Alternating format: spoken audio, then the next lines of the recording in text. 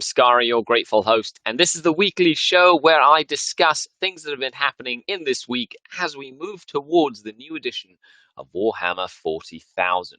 So if you've been sitting in your cubicle or locked up in your room throughout this global pandemic, and you're not really paying attention to all the live and constant updates that Games Workshop has been putting up every single day of the week, this is your one-stop shop where you can sit back, relax, listen to me and my wonderful voice while I talk about things that have mattered to me in the week, as well as what has been released. So we go day by day and we will break it down. If you have any comments you'd like to like, share, subscribe, please do. And we'll be back week after week as we continue this. Now, if this is something you'd like to see frequently or after the edition changes, let me know, because I kind of like doing these every week.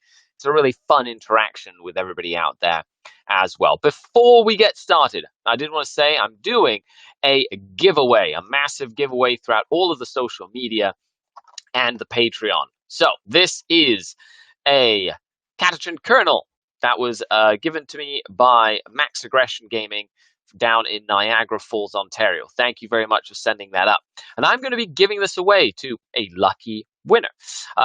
Very simple way to get in. You can either be a Patreon, in which case you just get automatically entered, or you can like this video, be a subscriber, of course, and comment. We're basically tagging 2 people in the comments down below, sharing the video. And then you just get entered, and I will be doing this draw the second week of July. So stay tuned for that. Really excited to give something away as a thank you for being there and watching and listening. Of course, during the show, we'll be doing shout-outs, questions, that sort of thing. So if you want me to read your question and kind of discuss it a little bit, make sure you leave a comment during the day. Hello, Prankster. Hello, Greywing. Hello, Raymond.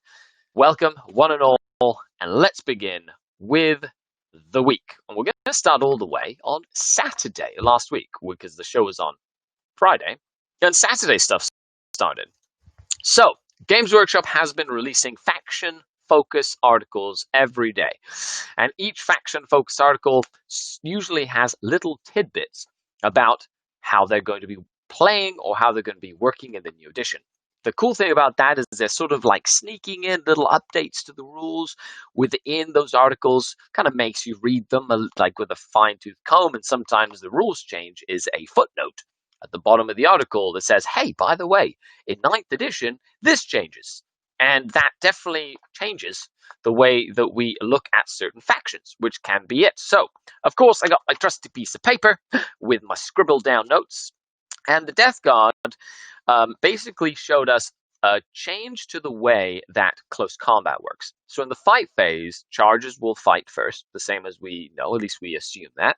And then the person whose turn it isn't gets to pick the first non-charging unit to fight.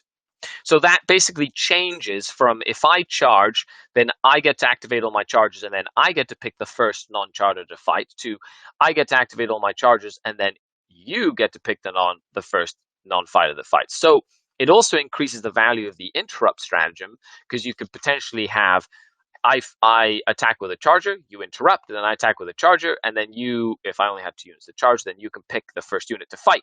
So it's going to make the combat phase a little more tactical in that sense, as in it puts less pressure on the person who's going second to just get overwhelmed by close combat on a single turn. I kind of like that change quite a lot.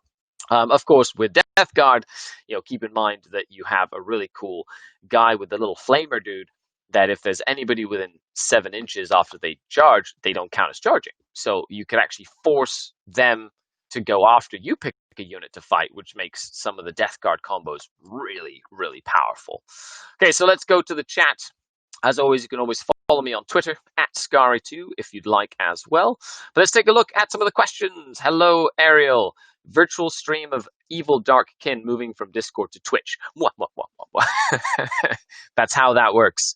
Hello, everybody as well. The War Mistress from 40K today. Hello. Justin Kiefer. Hey, Skari, what's up, buddy? How you holding up? I'm doing well, thank you. Keeping sane. Today was the last day of school, so my 8-year-old is now summer vacation, which is pretty much going to be the exact same as school has been for the last 4 months. I'm dying to play 9th. Same here. I'm excited.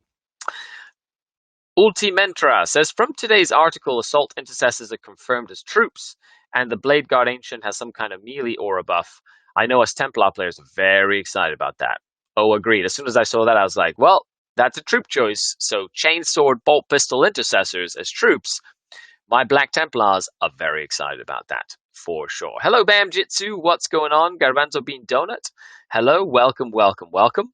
Okay, so let's move on to day number 2. We had the Sunday preview, which was the Adeptus Mechanicus.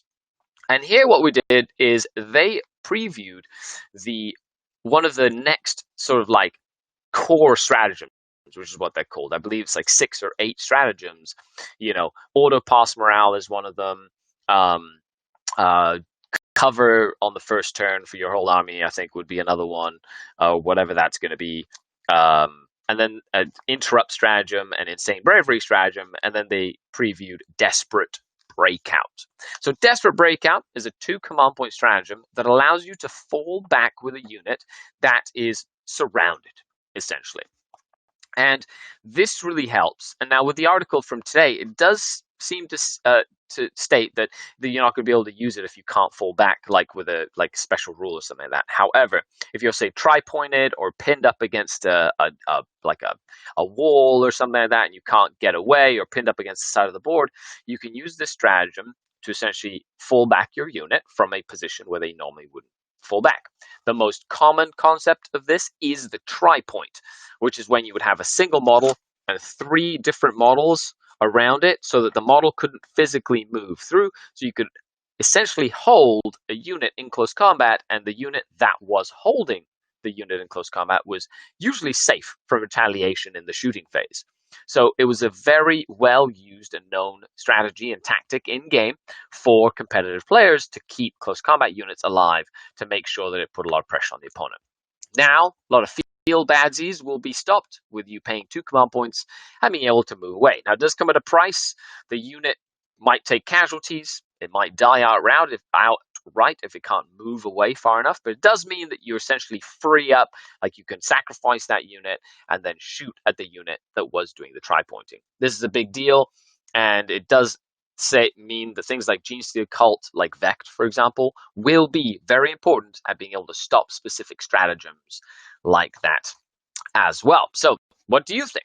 Do you like the concept of being able to fall back through models if you're trapped? Has that ever happened to you where you're trapped and you're like, if only I could leave combat right now, that unit would be so dead because I have so many plasma guns or flamers or bolter shots that, just because that unit is now trapped, I'm completely dead. Like if you're a Tau player and you're like, I wish I could shoot you right now, but I cannot shoot you.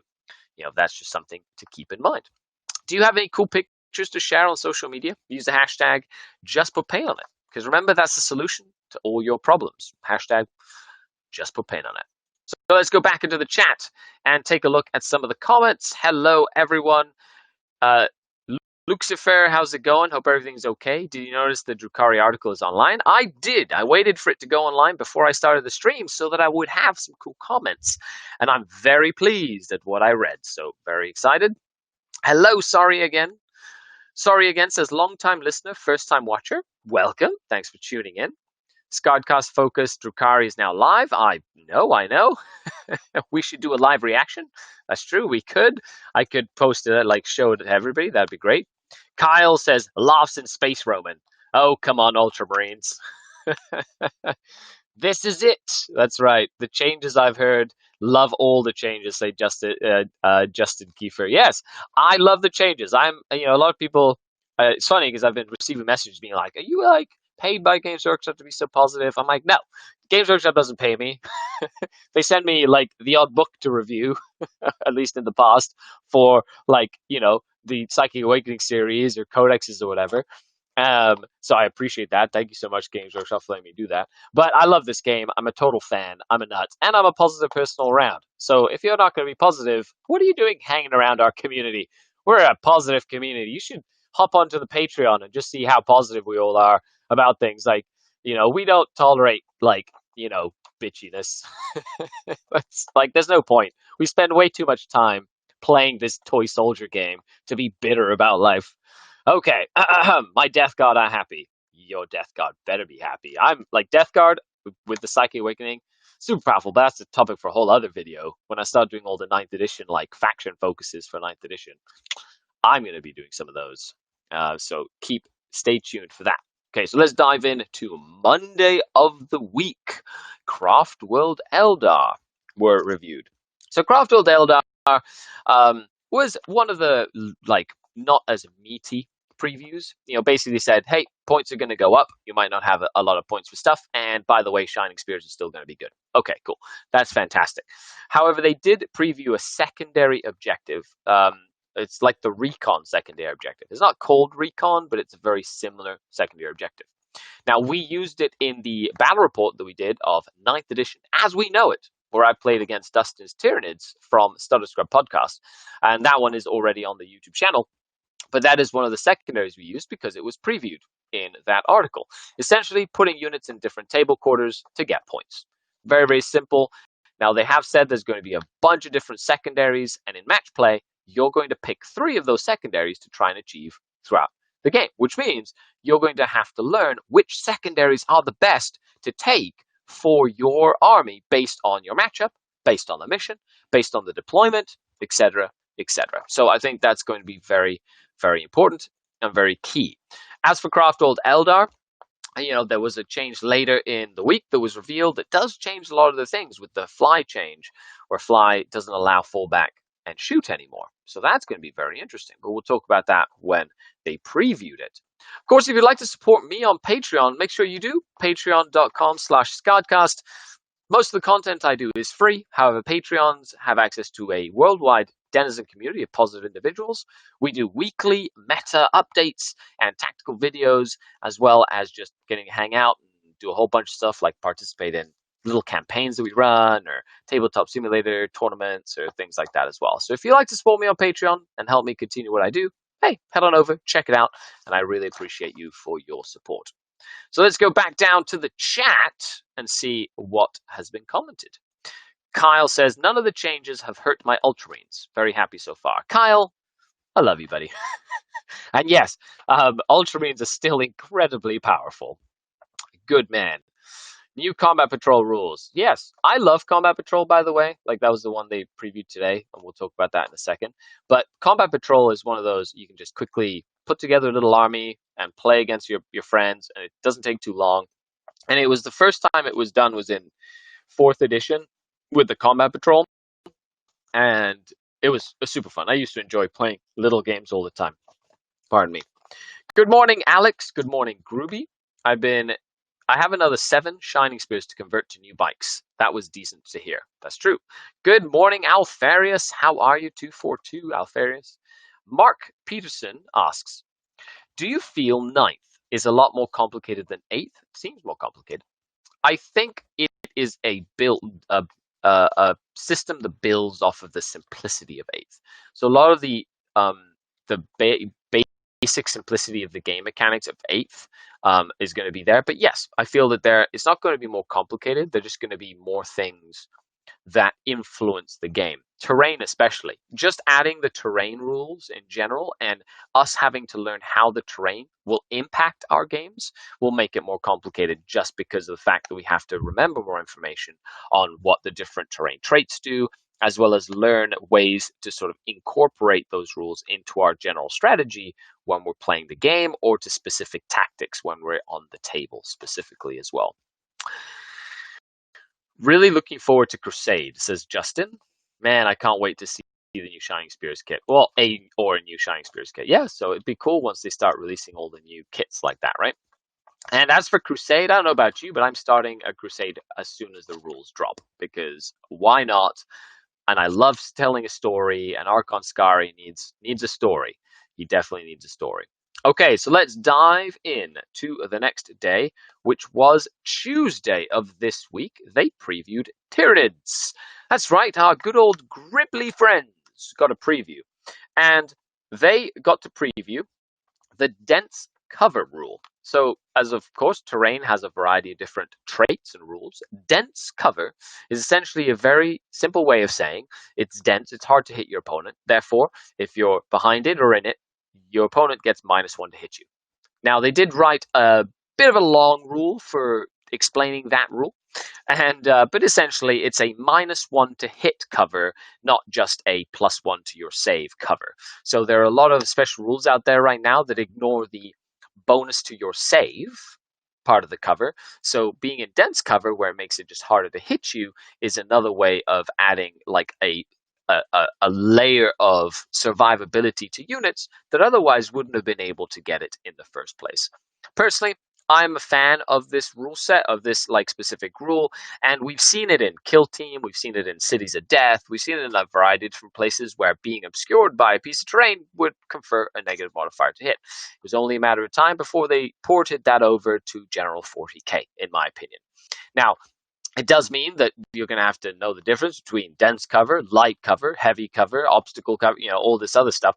So, you're going to have to learn different things. However, we did play it in our battle report, and it was kind of cool. It made a difference and kept a few things alive longer than it should have, based on the fact they were in a dense forest, hiding from enemy firepower as well. So that was pretty cool as well.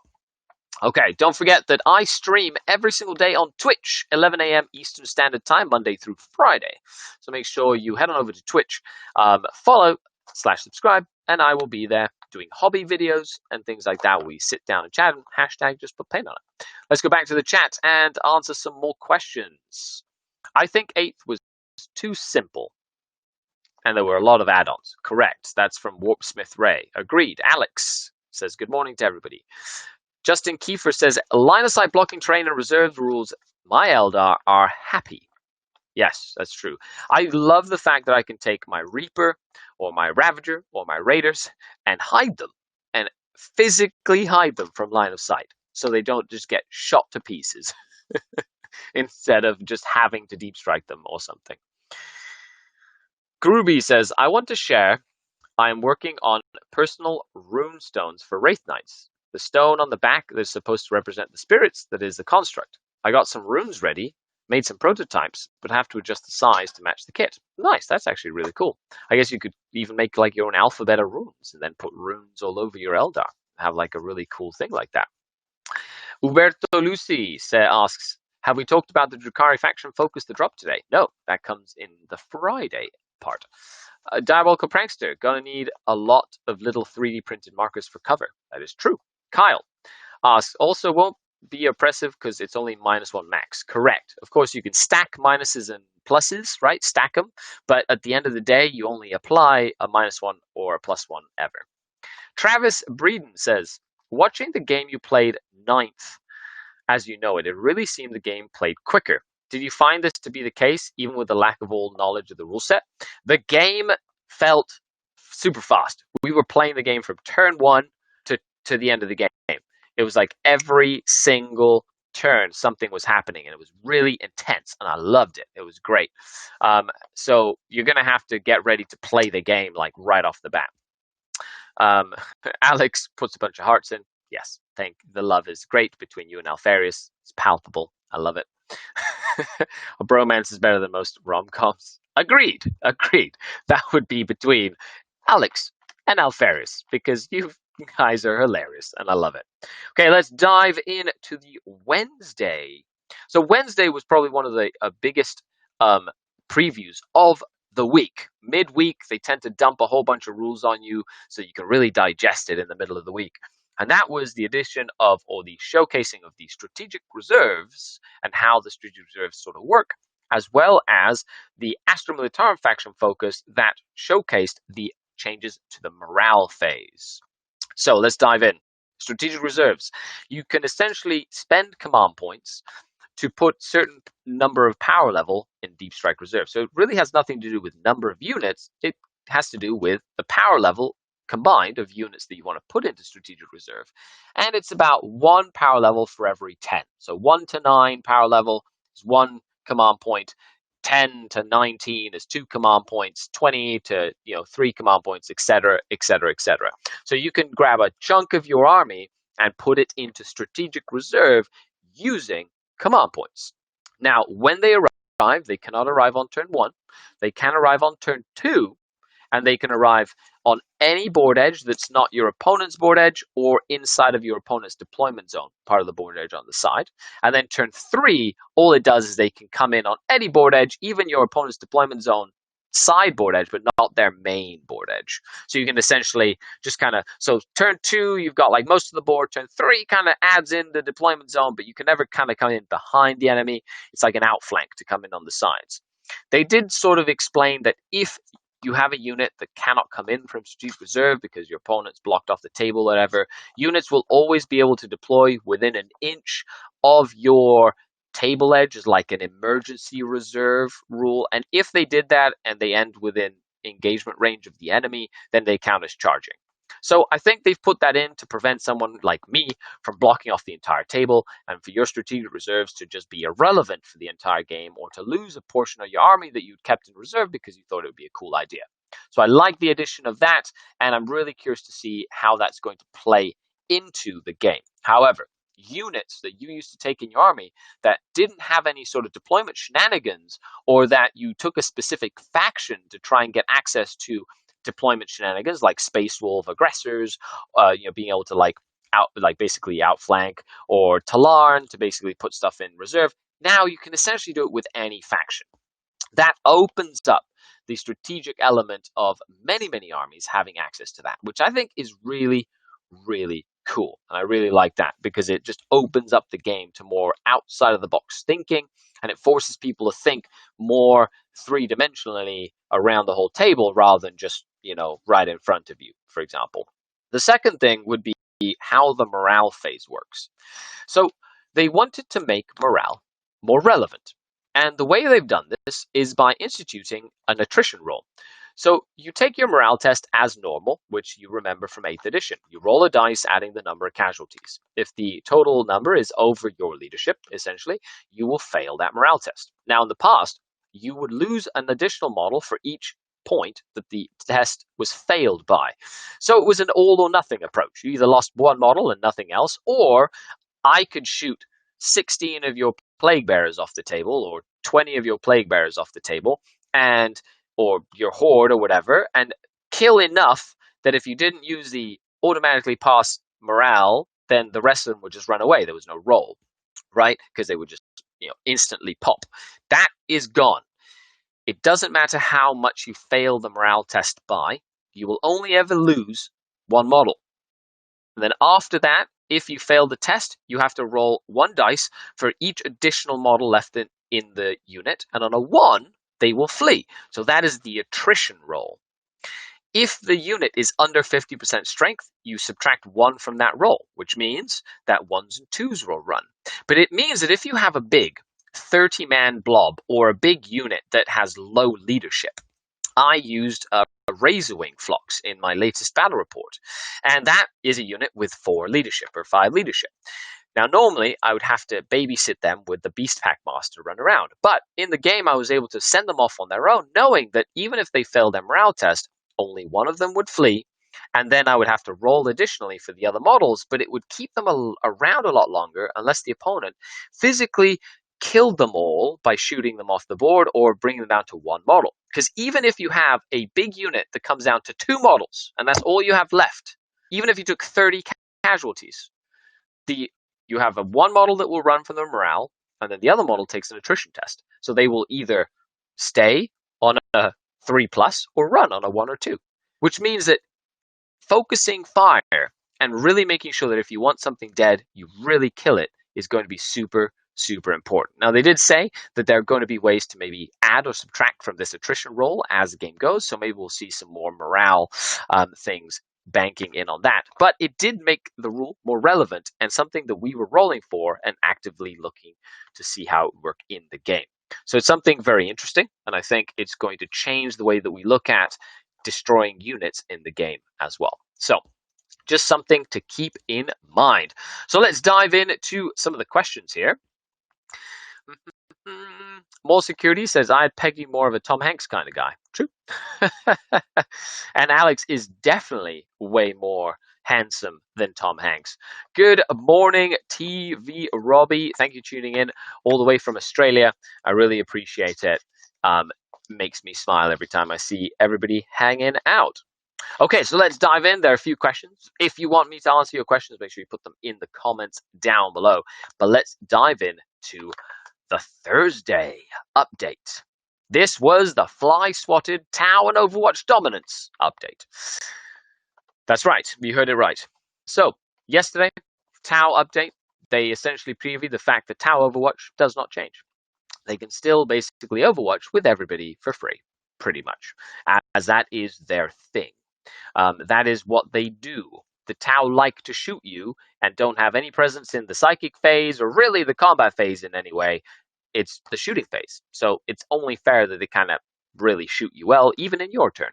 However, they did show that the fly keyword no longer gives you the ability to fall back and shoot. Now, this does affect Tau because a lot of their crisis suits, especially crisis commanders and crisis suits, and even things like riptides and things like that, have the fly keyword, which means that normally you would have to move up, taking all the firepower, then charge in, taking all the Overwatch firepower, and then try and tie them up in combat. And then they had fly, so they would just move back and shoot you again. Now, at least with crisis suits and commanders, they will not be able to fall back and shoot you anymore.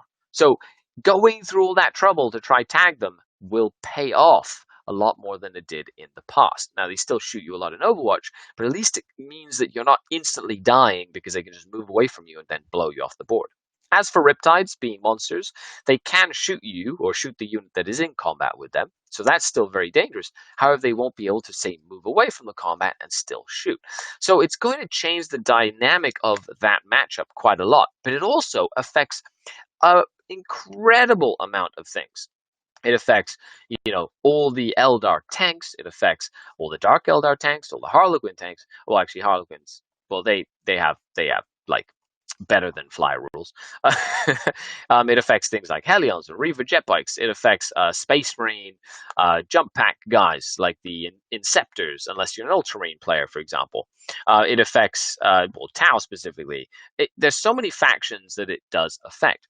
And the thing is, fly was such an overpowered keyword in 8th edition that it makes sense. They want to keep it aside like a rule where if you fall back, you can't shoot. You can stay in combat and get beat up and shoot the unit that you're in combat with fear of being retaliated against, right? If they have a power fist or something in close combat, or you can move away and try stay safe and then maybe block them off again for a turn and whatnot. So all in all, that's going to be an interesting change to how we use fly as a keyword. It also means that you don't really always have to screen with fly, with the combination of the desperate breakout stratagem and other things where, it's your fly is no longer like the best keyword in the game, which it had been for a very, very long time. Okay, so let's dive into some more of the questions in the chat. Andrew Robertson says that they just released the Drukhari faction notes today. I am aware. I know. I've got it right here in my notes. Justin Kiefer says, I think it's clear the game is speeding way up. That's true. I agree as well. I think the game is. And then once we get the pre-game stuff sorted, it'll be a lot easier to be like, okay, down to pre-game, down to it, roll the dice, let's go, let's just score it up. Now, something I did note is make sure that you have a pen and paper to score and keep track of points, because having a primary, 3 secondaries, and potentially a bonus to keep track of for both players is going to be a lot of bookkeeping, and it's going to get confusing if you're trying to go fast. So make sure you have a clear and concise way of keeping your points relevant when you're playing the game. Megatron, how are you? Hello. Yes, I did see that the faction focus is up, which does bring me to Friday's faction focus. That's today. The Dark Kin. That's right. They previewed Combat Patrol, which was one of the things they did, and the Drukhari faction focus.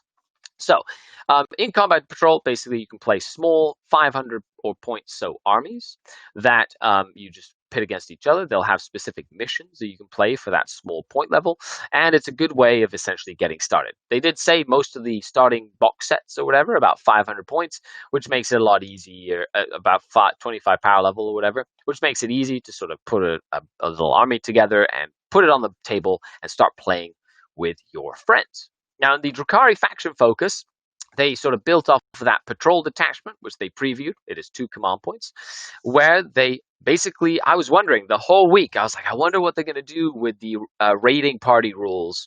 But the raiding party rules are not changing, which is excellent. So a Drukhari army that takes 3 patrol detachments gains 4 command points. So that's not going to change, which means that you can take 3 patrol detachments. It costs you 6 command points. The one with your warlord in it gets the command points refunded. So you're spending 4 command points for the 2 patrols. And then because you're taking 3 patrols, you're gaining 4 command points. So you can take a 3 detachment triple patrol army at your 2,000 point level and start with 12 command points, which allows you, and this is key to the Drukhari, allows you to take multiple obsessions to build a core list that's going to be able to take Witch Cult, Cabal, Coven, and merge them together into a beautiful feast of tactical strategic nuance, which is exactly how I play Drukhari. So I'm extremely excited that didn't change, and I'm starting to theory craft because I can put a Cabal list in for Vect, I can put Coven in for Prophets of Flesh, I can put Witch Cult in, or even a 3rd battalion like of something else, completely mix and match. Now it does change like how many like Ravagers I can put in, or how many this or that or whatever, but still I'm so pumped about it. I'm super excited, and I hope you are as well. So this is coming on to the end of the live show, so make sure you leave your final questions if you'd like me to answer them. I just want to say thank you to everybody who's tuned in on Periscope, on Facebook, on Twitch, on YouTube, everybody out there who's been following and enjoying the updates as we've been going, and thank you for commenting and liking and sharing and subscribing. A quick little reminder, I'm going to be giving this guy away. Thank you to Max Aggression Gaming in Niagara for this cool limited edition model. The way that you can get this is be a Patreon. That's like the number 1. But there's a free way to get in if you want. It's completely up to you. You like the video, you share the video, you're subscribed to the channel, and your name will go into the ballot. This draw will happen the 2nd week of July. So thank you very much to everybody who's been tuning in, and good luck to all of you. Let's take a look at some of the final questions or comments. Megatron says, it's fine, because I am fine, right? What do people think about the new Necrons and Primaris Space Marines? I think Necrons are deserving and needed something different. I think that's very good for them. I have lots of Necron friends, or friends that play Necrons. I guess they are Necrons, sort of. Beep, boop, beep in their brains. But yes, I think I'm excited. It's cool to see the faction sort of fleshed out. Haha, see, because they're metal, and really sort of brought to life in that sense. They look amazing. The new Primaris Marines, the age of the Primaris is here. You can literally build your army full Primaris. There's no need for anything else. It's like the way forward for Space Marines, and they look cool. The Marines are Marines, like superhuman warriors, always captivating. My Black Templars are very, very excited about that. I like the multi-limbed Necrons, the can-up deck, or destroyers or whatever. Yes, definitely. Super cool. Uberto Lucy says, the Dark Kin. The Dark Kin indeed. The Dark Kin indeed. Nicolo says, with this new raiding force rule, well, it's not new. It's just been in the Codex forever. The thing is, before in 8th edition, you couldn't really use it because you had to roll 3 patrol detachments and it gave you 4 command points, where 1 battalion would give you 5. So why would you just take 3 patrols for 4 instead of a battalion for 5, right? What do you think will be the main detachment they're going to use, or still Battalion Fiesta? I think it will be. Personally, the way that I'm going to try and do my first list, I'm going to run 2 Cabal of the Blackheart patrols, right? Because it allowed me to take my Cabal of the Blackheart Ravagers, and then I will take 1 Prophets of Flesh patrol, which will then be the center of like the toughness of the list. So it'll be Rax, Grotesques, Talos, and also a Diabolical Soothsayer Homunculus, which will allow me to get additional command points on top of that. So I'm starting with 12. I'll be spending 1 for the Alliance of Agony, and then getting D3 back. So I'll start with 12 to 14 command points to start with. And then I've got Labyrinthine Cunning on the Archon to regenerate command points as the game goes, and you gain 1 command point every single turn as well, which then will give me anywhere between 12 plus, say, 6 turns. So 6, that's 18 command points plus potentially 4 more from regenerating them. So it's about 22 command points over the course of the game, which is more than I will have ever had, ever. And with the new morale rules, those racks are going to be really hard to get rid of, because even if I have 2 racks left, 1 might survive after attrition, and then I can bring them all back. So I'm super pumped about that, which is exciting. My sixth sense says I see Dead Space Marine releases. Yeah, well, it'd be cool to have some cool models that are like, Dead Space Marines or whatever. So that's really exciting. Okay, folks, that is all I have for you today. I will be back next Friday with another weekly update. Make sure you stay tuned on the channel for constant content. I've been doing the Battlefleet Gothic Necron campaign playthrough that I hope you've been enjoying for Battlefleet Gothic Armada. And I've also been doing a whole bunch of stuff on Facebook, Twitter, Instagram, and of course, for the Denizen community out there on Patreon. Thank you so much for your ongoing support. I'm Skari, your grateful host, signing off until next time. Skari out. Bye, everybody.